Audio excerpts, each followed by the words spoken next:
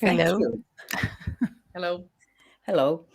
I could say a few words before we start. So we are talking about I think, very important topic, and also something that probably will raise many opinions about diversity and equity, inclusion, and belonging. They are important in the games industry, as the industry is driven by human intelligence and is in a constant need for creative ideas.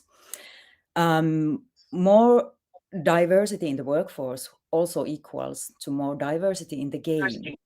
That is something that market is longing at the moment. And I wish to emphasize that the diversity, we mean different ways to stand out the crowd. For example, it's your ethnic background, language you spoke, gender identity or expression, body type, sexual orientation, disability, previous career, education, religion, socioeconomical status, home country, neurodiversity, age, and so forth. And I think many companies, game companies, have already understood the importance of diversity and inclusion, but we will hear more from Anna and Nicolina here. And just shortly introduce myself. So my name is Taina Myöhänen. I am currently a doctoral researcher in Tampere University in Finland, researching diversity in the Finnish game industry. Prior to my research career, I work in the game industry. I started first in 2006. And I've been establishing an organization in Finland called We in Games that supports diversity and inclusion in the game industry. I will be hosting the show today, and I also bring some aspects from Finland, but mostly I want that people are talking here who are present. So Nicolina and Anna, please, could you introduce yourself? Anna, go first. Okay, thank you. Okay, my name is Anna Mota. I'm a game recruiter and HR for Red Cat Peak. We are a small studio in Portugal, Azores. And at the moment, we have 30 people from 9 different countries. My background is from HR consultancy companies and recently the gaming industry. And I've always, since I remember, done pro bono work with youth and games, video games. I don't know if there is anything else I can say about me. I suppose this is it. Yeah, I can then say a little bit of myself. So my name is Nicolina Finska. I'm a CEO and co-founder of Rainbow Unicorn Games. We are a gaming studio which is based in the United States, but remote, so our all over the globe. I lived in Finland for 15 years. I was in the gaming industry for about 10 of them. And before that, I worked in tech. I also co-founded a gaming studio in Finland. And before that, I worked in Next Games, which is now a Netflix studio. And I worked in Rovio. I'm very passionate about diversity, equity, and inclusion, especially, coming from my background, being a woman, an immigrant, most of my life in a male-dominated industries. You kind of feel lots of issues with that firsthand. And one of the reasons why I became an entrepreneur was because I wanted to build more equitable workspaces where people will feel a sense of belonging and acceptance and have psychological safety, that they can really be themselves and do their best work. And that's also our mission, what we are doing now with Rainbow Unicorn Games. And we are actually a B corporation, what means in the United States that we are not necessarily driven by profit, but we actually driven by values. So diversity, equity, and inclusion are founding value. And besides this, I also work as a mentor for European Innovation Council for women entrepreneurs. I write a lot. I wrote a book about game testing. I have a podcast, and I also do some consulting as well. So I pretty busy. So that's a bit about me. Thank you. It's so great to have you on board here. As you might know, in Finland, we have seen a new government and also a rise of far-right activism recently, also previously, but especially recently, which is leading to the question, has there been a rise of far-right activism in your country, and has that affected your recruitment? So I'm in a bit unusual situation because I lived in Finland for so long and I just recently left it like 2 years ago. And most of my business network is still in Finland. My spouse is Finnish, my best friend is Finnish. So there's still this very strong ties to Finland. So of course, I look what's happening in Finland very closely. And then even if I'm Croatian, I haven't lived here for more than 20 years. So it's almost like being in a new country because it's very different what it was in the 90s. And then I work very internationally with the US based business, and every country has its own different place and different challenges.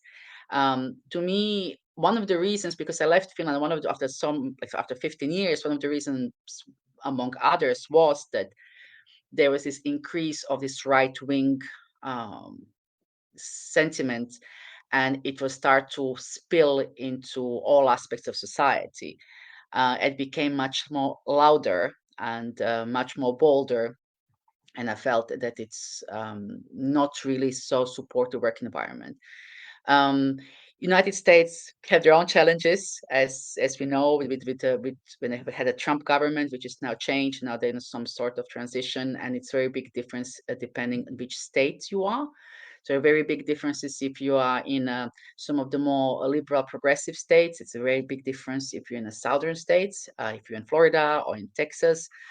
And it's a very complex issue there. And Croatia, it's in a weird place. Luckily, the right wing didn't really take in here, so we still have centristic government. But for the first time, Croatia is actually an interesting place to immigrants. So there is a huge amount of immigrants coming here, and it's a new thing. I think the last year Croatia issued 150,000 work permits, which is for the country of 3 million people a huge number. And a big part of these immigrants are coming from the Asian countries, so they're not European. And it's interesting to see how is Croatian society and government going to handle that, and how is it going to affect the balance in the country and in employment. And until now, it's been working pretty okay. That government is pretty proactive in resolving any incidents, but it's too early to say. And I hope that Croatia will have a chance to learn from the mistakes of the other European countries, not to take maybe the more right wing and more exclusive route, but be more open and more adjustable to the immigration. Okay, Portugal has a rise in the right, but I don't think we feel it the same. We have a socialist government, or at least a left government. At Red Cat Peak, we really don't engage in political arguments or make standpoints. We have Russians and Ukrainians working together. We don't discuss elections anywhere. But I would just like to mention that our respect for everyone, LGBTQA plus immigrants, refugees, or women, is not a political question for us. This for us is basic human rights, and those we stand with. But we have a really diverse resources, since we are 30 people from 9 different countries. We recruit all over the globe, and Portugal has always, or not always, has recently been a really cosmopolitan country. We receive people from everywhere, and we kind of embrace them. There are issues that in a society, we can see the issues, but in the gaming industry, at least in the companies that I know of, the immigrants and the different countries as origin is not a problem. I haven't felt it. I felt a bit of more eagerness to relocation from some countries. I felt that. I have more requests for relocation to Portugal, and some of my people are in Portugal, although they are from Ukraine, Russia, um, Chile. I have people from everywhere. And yes, I felt the relocation. I felt the increase of some countries into Portugal, but we are as small as Croatia. We can't really have all those people coming aboard. So mm, I don't know if we can say a lot more about this, but I think that's it. Thank you both for your answers. The follow-up question here is that maybe you've heard, I hope you haven't, that Finland is planning to have a 3 months time frame on finding a new job for non-Finnish workforce who is living in Finland and lost their job. And this has been criticized heavily in the game industry because 3 months is too little time frame to find a secure a job, at least in a senior position, but in most position in the games industry. And we hope this will not go further, but we shall see. So has your country and a company experienced this kind of legislative changes which are making it harsher for immigration or gender minorities or persons with disabilities in last years? And also, has this affected, or has the government things have been affecting in your recruitment in some ways?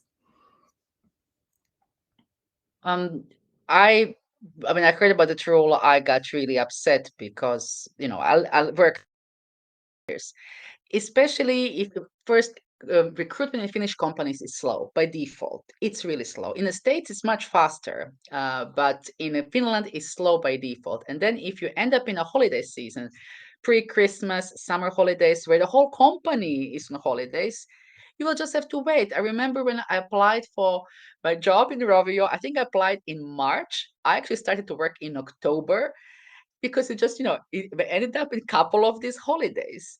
So the process is just really long, and it's especially in the bigger companies and with people having holidays and taking time off, and now kind of squeezing foreigners in this group that have to find a job in 3 months. It's very, very difficult. It's almost impossible. If you're without a job in the wrong time of the year, there's nothing you can do.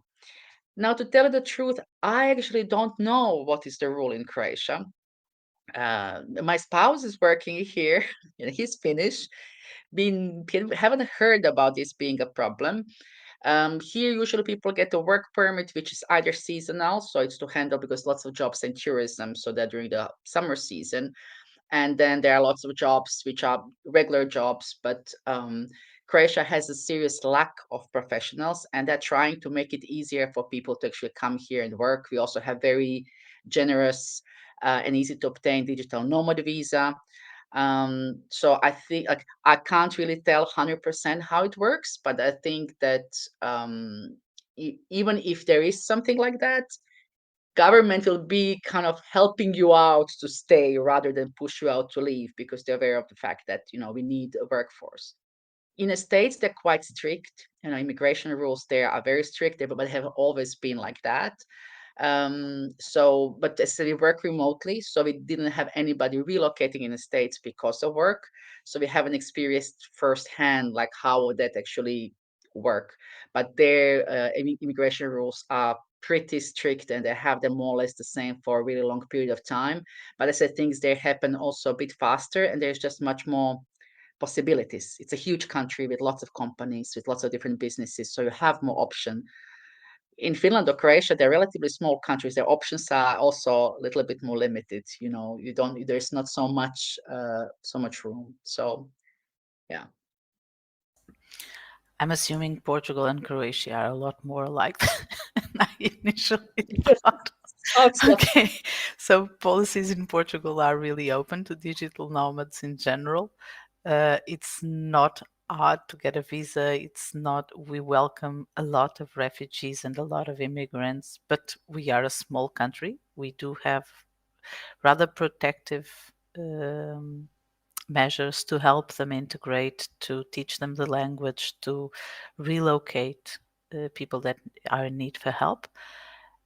But as an HR in the gaming industry, I was when you think strategically what will happen in the upcoming years, and in the last year, what I was expecting to see, what we were prepared to see, was that the gaming industry was reaching a point like the movie industries, where people would start to unionize and to start building up their rights and start building careers and kind of solid, making things more solid and more structured.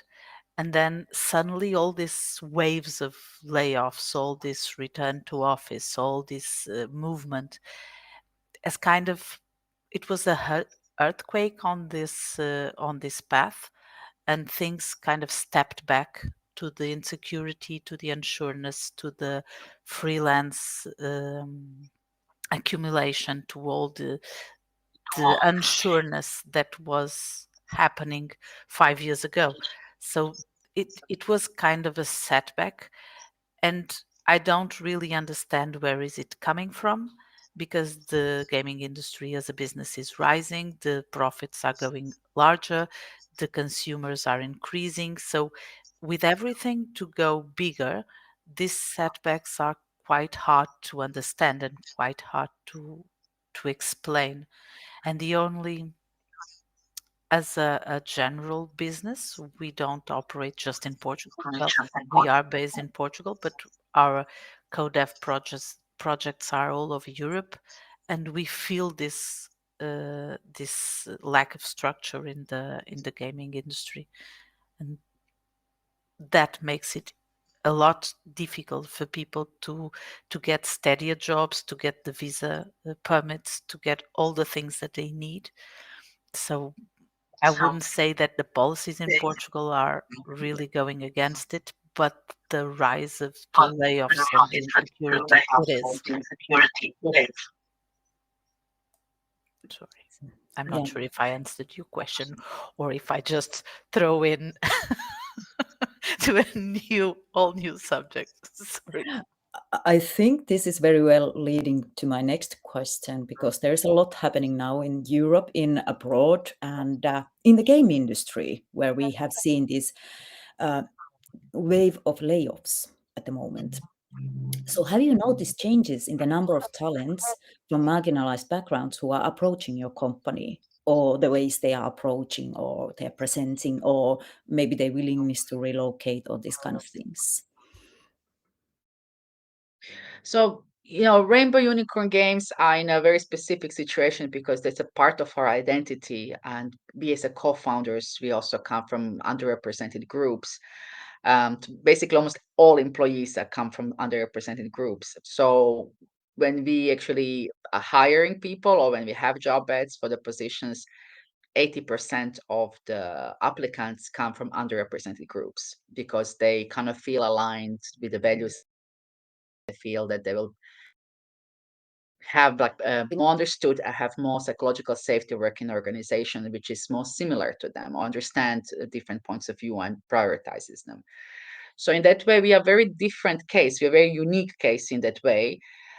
So we didn't see much difference because this is how we were started in the beginning when we founded the company. So yes, that it's a bit of very different and unique point, but I think in the same time it tells, if you really make diversity, equity, and inclusion your priority in an organization, that you will attract this talent as well. When somebody tells me we can't attract this talent, I was like, well, you can't attract this talent if you are doing the same thing you are always doing. You have to look at yourself first. What can you give to these groups of people? How can you create safe places for them to work? And how do you know, diversity, equity, inclusion starts not from the top to the bottom. It has to be in all the levels of organization. And when you kind of offer that, then you will get a more diverse pool of applicants as well. I do struggle from the little guy point of view. Uh, this, this being said, for us, the challenge, since we do co-dev with big studios, the challenge was always to find AAA talents that were willing to work for us in these projects. And in the beginning, this was hard to do because people were okay in their studios and they were just building amazing games. But all of a sudden, another movement that I've seen is that the American companies are closing in over themselves because they want to relocate. They want everyone to be back to office. So that means that people are either American or living in the States, and that leaves out a lot of talent that we can embrace and that we can welcome. So this was the first movement when we saw that people from other countries that worked fully remote in American companies are now available to work with us. We maintain our company fully remote, and we embrace them. This was the first one, and the second part was really making a stand. And if a company publicly stands for people's rights, stands for the right side of issues when it comes to diversity and inclusion, and by right side I mean the side that sees diversity and inclusion as respect for workers and respect for people, and creating safe environments where people can be creative and where people can be themselves, because you can only give your best when you are feeling safe and when you are feeling welcomed and embraced. If we can stand out as such, we will receive more applicants and more people from amazing games. And this is our struggle. We want to onboard everyone with a talent, and we don't really care about where they come from or where they stand in personal issues or all the things that tends to divide us. Thank you. I find this very interesting. And now we've been talking about recruiting. We've been a bit talking about the things your company is doing. But I would like to hear more. What kind of steps your company has taken to educate employees in order to create more inclusive and safe environment for everyone? Don't need to tell everything, but kind of give us a short bits from there. So yes, as for us, again, it's a bit different because basically almost everybody who comes in a company is from the underrepresented groups. So we make sure that our processes that are in place, that they are really accommodating for everybody, that we have mechanisms for people if they feel that they are not heard or they don't feel psychological safety, that they can raise them up without any consequences, that they can actually bring up, and that something is going to be done about it, which I think it's another important thing. It's not only about you being able to say, I feel unsafe, or this, didn't work for me, or I felt like this was aggression, but also that there's something is going to be done about it. It's going to be followed through, not just being said like, okay, sorry, and then we continue as nothing happened. So we have those processes in place, and the leadership team, including myself, we're continuously educating ourselves as well, because fighting bias or running really equitable organizations, it's not like you go on one course and now you know everything. It's ongoing and things are changing and you experience a new situation. So it's ongoing training also for us as well in leadership to make sure that we really are always ready to accommodate whatever is happening, that make sure that our teams are supported, we make sure that we can resolve and troubleshoot any situation that might occur. And we also review our own processes to make sure that if something doesn't work, let's kind of see how can we make it work. And of course, there's some limitations that, like when you work fully remotely and your company is US based and you have employees everywhere, sometimes you're just stuck with the legislation. There's not much as you can do. But then we really foster the culture of transparency, that everything is disclosed and explained. And if something can't be done, then it's explained why it can't be done. Because there are like certain things that just there are legislative limits of some certain things because of the location and multiple countries being working with multiple countries in the same time. Well, we are a small company, so most of the things, our processes are really simple, almost 2, 3 paragraphs to describe each one. Uh, our rules also, We do have a set of rules that we've put in place, but respect is the guideline all over it. We never felt the need to be very specific about it. Whenever we do have um, any kind of situation, we talk about it and we are transparent about what happened and what is supposed to happen next to avoid to make someone feel uncomfortable. We do have crazy things in place for recruitment, like our hiring managers don't see uh, the faces, the names, or anything about the candidates. They do see the portfolio or the attestation. They discuss it with me. I see it because I, I have to look for them. But I try to don't if I can be diverse in the recruitment, it makes my job easier because I can offer a different set of people. I can offer a different um, panel to my recruiting managers, and they choose by the work that is presented, not by the person, which I believe kind of eliminates some of the bias in the decision. However, we keep looking at things and how we do them to make sure that everyone feels comfortable. We had one or two examples of people that weren't comfortable with the interview, and we took it in the neurodivergent spectrum, and we decided we don't even ask questions. The person says, I'm not really comfortable doing an interview, and we kind of rearranged our processes to send all the questions prior to that to just, okay, these are the questions that I'm going to do. You don't need to take your camera on. I will be having my camera on. Whenever you feel comfortable, you can um, turn the camera on. And if you don't feel comfortable at all, you can send me the questions in writing and we can keep on the discussion through email. And because it is really important to know the people and the kind of work they will be doing and what they will be coming with into the team. And this works for all the other areas. Like, I don't remember ever anyone saying anything to a woman that they wouldn't say to a man.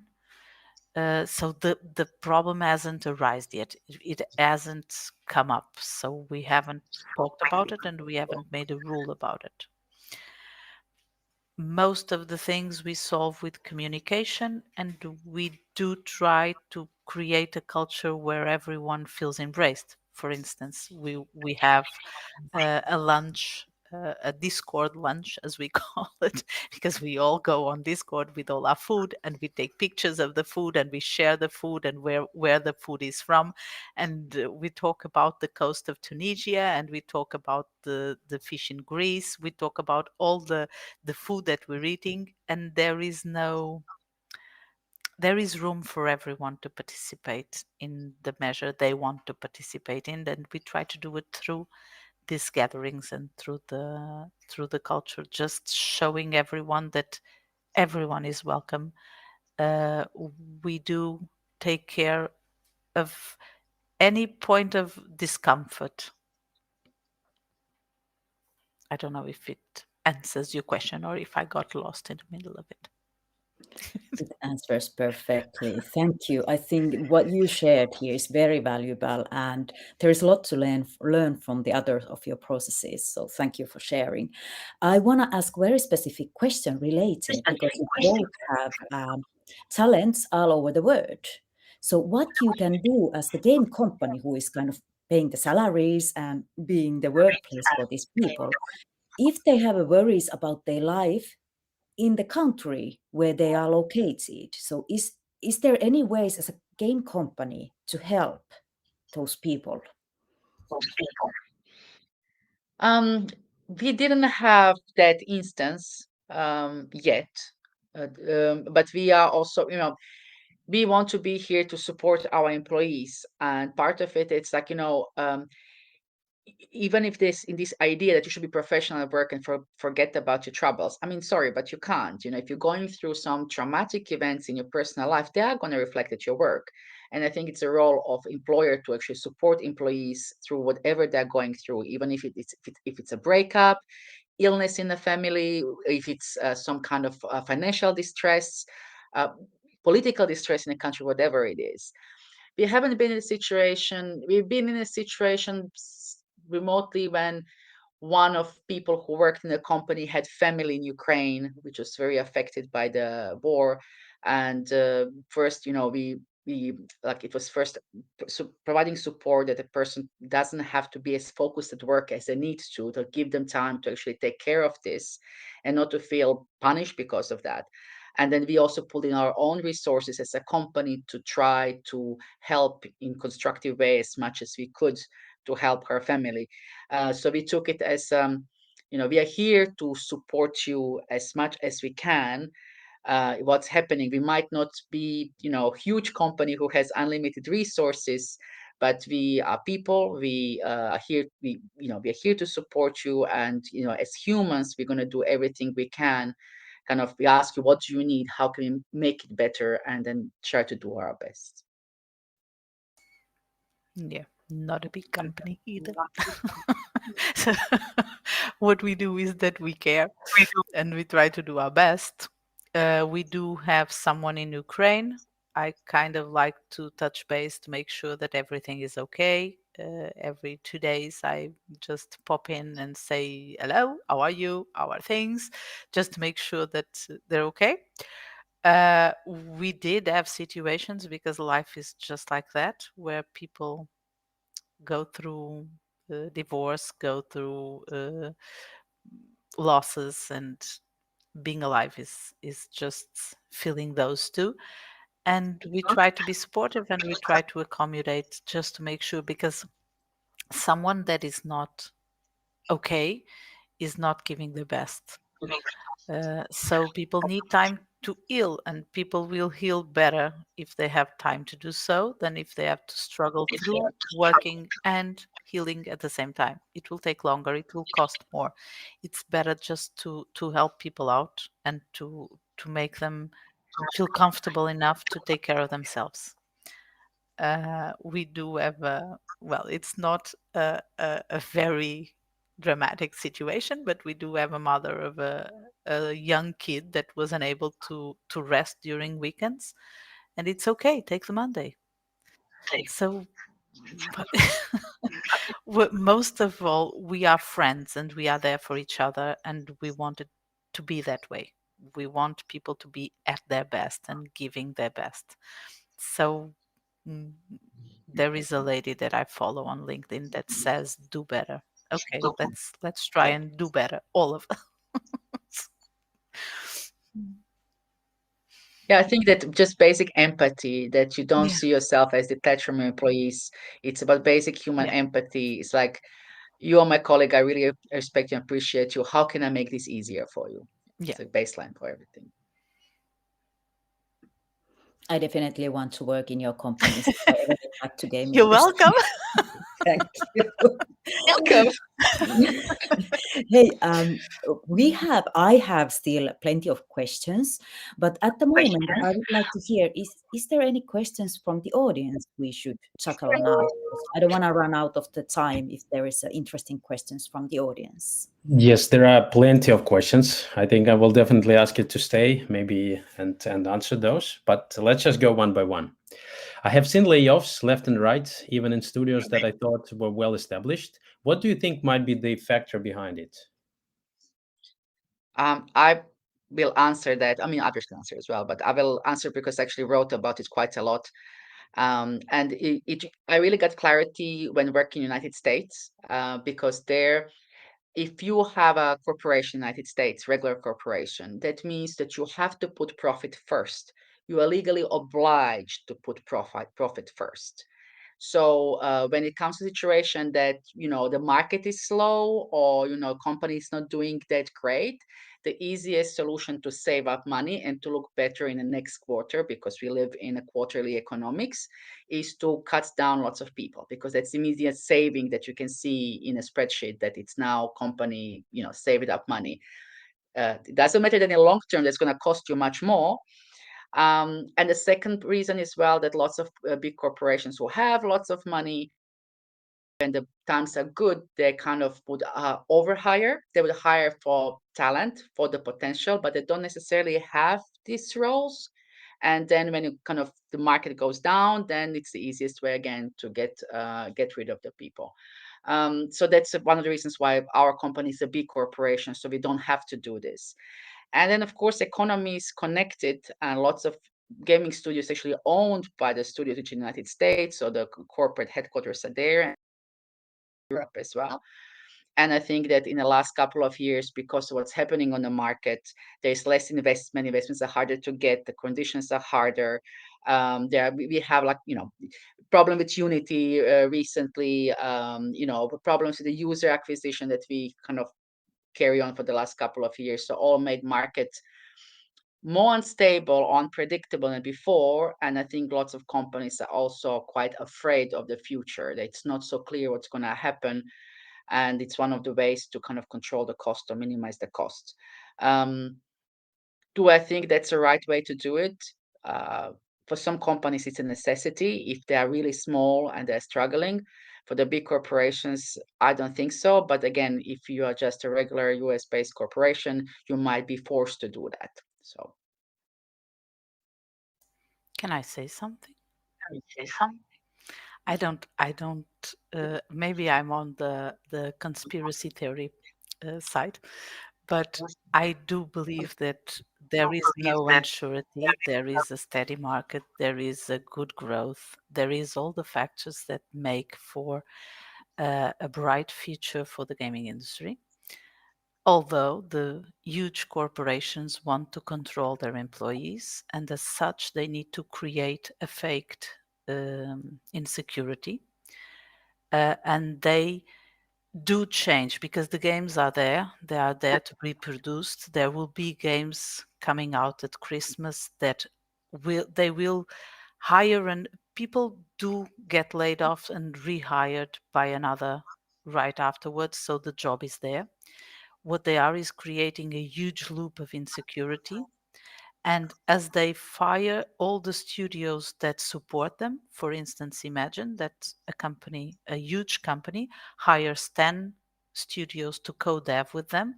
They fire them all and rehire someone else, and they kind of change into the market and create the insecurity to make sure they control the market and to avoid the same that we saw with the movies, with people unionizing, with people struggling for their fighting for their rights.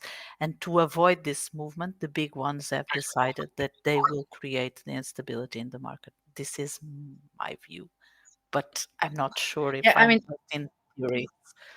yeah, I actually agree to you with you to a certain extent, because I don't think that the gaming industry has a problem that people are stop playing games. Quite the contrary. I think industry has a problem with itself. We are used to do things a certain way. We used to do marketing a certain way. Now we can't do it, and we're like, oh, it's the end of the world. Well, it's not. People are still playing games. I think we cause problems for ourselves within the industry. The players will not stop playing mobile games. Players will not stop free to play. Players will not stop playing console games. They're out there. They play more than ever. It's us who have problems with us.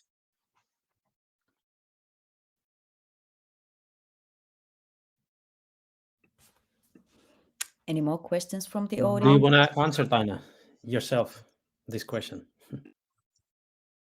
I would love to have more questions from the audience and give Okay. time for this This great. one is a good one. Another question, yeah. While technically I am not another represented group, I have noticed that many people on the introverted side have struggles in the workplace, especially when they're in group with people who are more on the vocal and dominating side. What is your perspective on this, and do you have tips for introverted people in the workplace or the hiring process? Can I? Okay, so yes, introvert people do struggle more than most, and that's one of the reasons I believe remote came to a rescue. Because when I hear people saying that on-site meetings are more creative, what I feel is that on-site meetings are a room that they give more room to vocal people because they are less structured and they don't create room for everyone. The more introvert people in the workplace need a structured intervention pace, which means that if you have a good set of tools to work remotely, if you have structured meetings and space for them to contribute other than an online place, if they can contribute offline, given time to think, given time to elaborate their ideas, they will be a really rich input to every project. My yes, vocal and dominating people will be always more loud, but introverts can compensate that by being more in depth into issues. One of the reasons why I've sent the questions ahead is because when you're an introvert, it's like your brain splits into two. You need one part of your brain to take care of the social interaction and another part of the brain to answer the questions. If you remove the social interaction and you just have the questions, you will be able to participate. So this is how we kind of manage it, but we are fully remote. We give people ahead time to prepare. We give everyone a room to talk, and in this gatherings that we do, I always take notes on who's not talking, who needs more room, and I kind of go behind and ask people to think about a question and just to get them to contribute. The difference is that how you communicate, and there is a way of communicating with everyone. You just need to set in place a process where everyone can participate. I hope it's answered. Yeah. Yeah, I'm also just going to add really shortly is that we support async communication so that we can have our meetings when people can add on their time, not be under pressure to speak now. That's one of the things. And also, if we have a live meeting, that there's a limit of how much people can talk. So we have like the time limit that somebody doesn't just hog the whole meeting. And B, that we actually invite people to follow up. So if somebody doesn't feel comfortable speaking up, or then it's possible that we still take emails and notes after the meeting as a part of the meeting. So the meeting is kind of not concluded until people express themselves. So we just try to give them different way to express themselves. Not everybody will feel comfortable speaking up. Some people prefer to express themselves in a different way. We just try to accommodate it the best we can. Thank you. Here I want to say something. As we heard, is a lot about the processes and management and the management style. If the company doesn't have this kind of style included and is not actively promoting it, one way is to kind of openly bring it out to the management. Like, how about why these people? And also in the meetings asking, like, would you like to add more? Or this kind of things, kind of making it visible that, hey, there are people who are not having time to talk or are kind of, and then supporting the ways to find it. But I think it's very much about the management, and what we heard, what you said, they are like perfect ways to tackle with that. Oleg, are we running out of the time with the other questions? Should we just say? Yes, unfortunately, very interesting discussion. We will need to briefly wrap up. Maybe we have 2 more minutes if you want to say something. And if you can stay, there's one question left unanswered in the backstage. Thank you. I wish to thank Nicolina and Anna for talking here and giving this perspective, which are very valuable. And I hope all the best for you. Would you like to say some words before we go? Just saying that making games is a passion and there's room for everyone. Find your perfect place and be creative, be yourself. We got you. Thank you. Yeah, I don't think there are any better words than that. And so there's still lots of options in the industry. There are different types of studios. Find something that would really align with you. And good luck on your game industry journey. There's a room here for everybody. Lovely. Thank you. Thank you. Oleg, for having us, and thank you, Nicolina and Anna, Thank for you very this much. perspectives. It was a pleasure. Thank you all. Thank you. Bye. Bye.